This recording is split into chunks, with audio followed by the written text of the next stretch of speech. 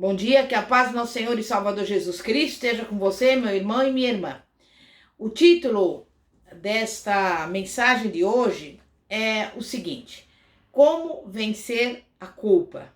E nós vamos abrir a palavra de Deus no Salmo 51, que diz assim: Compadece-te de mim, ó Deus, segundo a tua benignidade, apaga as minhas transgressões, segundo a multidão das tuas misericórdias. Lava-me completamente da minha iniquidade e purifica-me do meu pecado. Pois eu conheço as minhas transgressões e o meu pecado está sempre diante de mim. Contra ti somente pequei e fiz o que é mal diante dos teus olhos, de sorte que és justificado em falares e inculpável em julgares. Eis que eu nasci em iniquidade e em pecado me concebeu a minha mãe. Eis que desejas que a verdade esteja no íntimo. Faze-me, pois, conhecer a sabedoria no secreto da minha alma. Purifica-me com hisopo e ficarei limpo. Lava-me e ficarei mais alvo do que a neve. Faze-me ouvir júbilo e alegria, para que se regozijem os ossos que esmagaste.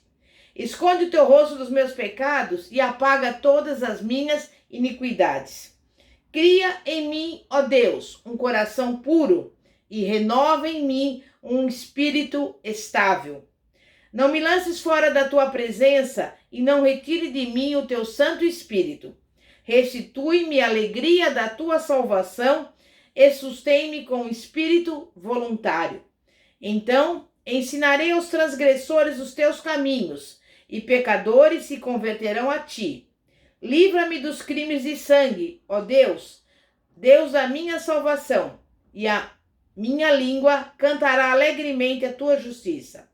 Abre, Senhor, os meus lábios, e a minha boca proclamará o teu louvor. Pois tu não te comprases em sacrifícios. Se eu te oferecesse holocaustos, tu não te deleitarias. O sacrifício aceitável a Deus é o espírito quebrantado, ao coração quebrantado e contrito. Não desprezarás, ó Deus. Faze o bem a Sião, segundo a tua boa vontade. Edifica os muros de Jerusalém. Então te agradarás de sacrifício de justiça, dos holocaustos e das ofertas queimadas. Então serão oferecidos novilhos sobre o teu altar. Meu irmão e minha irmã, a culpa é um gigante com curiosos poderes. É o gigante mais invisível e o mais pesado de todos. Davi tinha tudo isso e sabia disto. Um dia, não conseguia dormir e resolveu dar uma volta no terraço do palácio. E foi aí que viu uma mulher belíssima, Batseba. E tudo resultou em ato de adultério, o que abriu caminho para o remorso. Mandou a mulher para casa e tentou prosseguir a vida. Mas o incidente se transformou em pesadelo quando chegou a notícia de que Batseba estava grávida. Todos sabiam que o marido dela estava na guerra. Davi percebeu que a sua autoridade moral de rei do Senhor logo se desgastaria se a verdade viesse à tona. O que poderia fazer? Davi optou por uma solução que transformou a transgressão em tragédia. Mandou chamar o marido de Batseba, chamado Urias. Davi o convidou para jantar e tomar vinho no palácio. Depois o mandou para casa para passar algum tempo com a mulher. Não importa o que acontecesse entre o casal, isso criaria oportunidade para apagar qualquer suspeita da criança ser ilegítima. Mas Urias não foi para casa e dormiu aquela noite nos degraus do palácio. O plano de Davi não teve sucesso. Não conseguia pensar mais nada a fazer. E, finalmente, deu a Urias um bilhete para ser entregue ao general. O bilhete decretava que Urias devia ser enviado para a linha de frente, no combate mais sangrento. Depois, devia ser abandonado pelas tropas e deixado lá para morrer. Isso deixaria uma viúva grávida, que poderia casar-se rapidamente. Davi conhecia a gravidade dos seus atos e foi sentenciado com a pena de viver sozinho todo o ano seguinte. Temos dois registros do que aconteceu na alma de Davi: o Salmo 32 e o Salmo 51. O Salmo 51 mostra a dor da culpa e o Salmo 32 mostra a resolução e a renovação. Isso nos mostra um legado de silêncio, mágoa e segredo, marcas reveladoras da culpa. Quando o estrago já está feito e a culpa se instala, o nosso primeiro impulso é o silêncio. Salmo 32, 3 diz: enquanto eu mantinha escondidos os meus pecados, o meu corpo definhava de tanto gemer. Ou seja, a alma dele estava sofrendo e a sua saúde começou a acompanhar, o que sem dúvida sempre acontece. E ninguém é mais eloquente do que Davi quando fala na dimensão do sofrimento. Ele escreve no versículo 4 do Salmo 32: pois dia e noite a tua mão pesava sobre mim. As minhas forças foram se esgotando como em tempo de seca. Havia um grande exército à sua disposição, mas a sua consciência não podia ser governada. Davi não podia falar aos amigos, não podia falar com Deus. Somente Batseba e Joabe, seu conselheiro de confiança, sabiam a verdade. O rei passou um ano vivendo com um segredo insuportável, em exílio psicológico de Deus e das pessoas. E finalmente, Deus alcançou o mundo de Davi para oferecer uma saída. A voz de Deus veio através do profeta Natã. Era o enviado de Deus para confrontar o pecado. E agora a situação estava exposta e chegou o momento de colocar a casa em ordem. O que um homem diz a Deus num momento como esse? Em primeiro lugar, assume total responsabilidade pelo pecado. Davi assumiu a sua culpa. É preciso, meu irmão e minha irmã, assumir a culpa para podermos nos distanciar dela.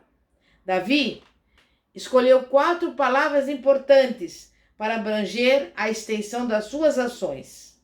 A primeira é transgressão. Davi estava dizendo: rebelei-me contra a sua lei. A segunda é iniquidade, palavra que capta a ideia da perversidade da natureza humana. A terceira é pecado, que significa errar o alvo. A quarta é mal, que resume toda a sujeira sórdida, atitude vil e digna de condenação. Confissão, contudo, é a sinceridade diante de Deus e dos irmãos. E ela nos obriga a mudar de dentro para fora. A Bíblia diz no versículo 17 do Salmo 51: os sacrifícios que agradam a Deus são um espírito quebrantado e contrito. Ó Deus, não desprezarás. E Davi soube o que significava ser desprezado por Deus. Mas o ato de confissão foi intensamente doloroso, mas plenamente libertador.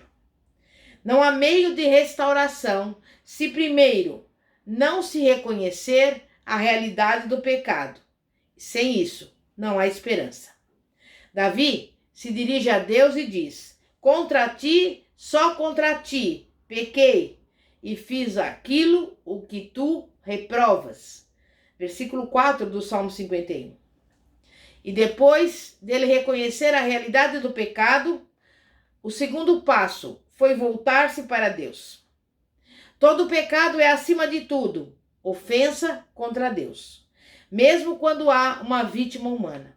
É por isso que, quando se trata do perdão, também é somente Deus. Ninguém, senão Ele, pode nos redimir. Se você pecar contra mim, eu posso lhe perdoar, mas não posso remover a sua culpa. Não posso lhe dar esse nível profundo de perdão, porque eu não posso remover a ofensa contra o Senhor.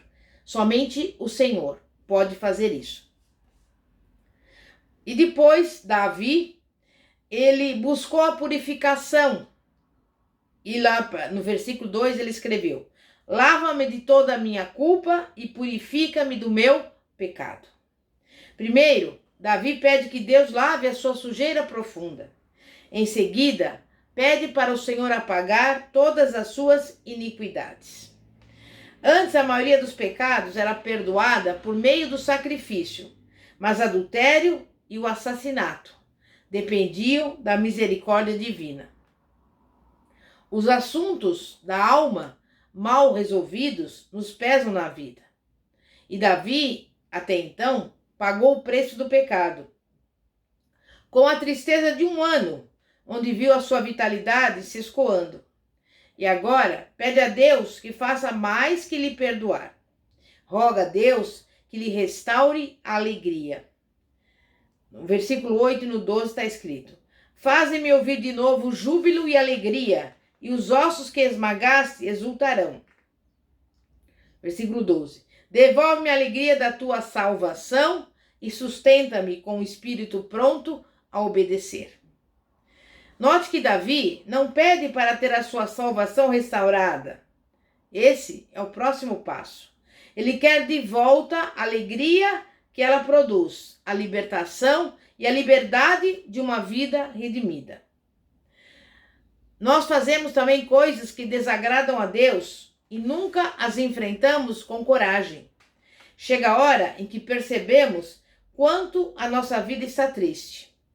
Quando isso acontece, precisamos verificar o acúmulo de pecados não confessados. Precisamos que a alegria da salvação seja restaurada. Os não cristãos jamais saberiam a diferença, porque eles sempre viveram sem Deus. Mas o cristão que tem uma recaída tem consciência de que lhe falta algo, a singular e infinita alegria de andar no Espírito. No versículo 11, Davi escreveu: não me expulses da tua presença, nem tires de mim o teu Santo Espírito. Davi ora para não ser expulso da presença de Deus e implora que Deus não lhe tire o Espírito Santo.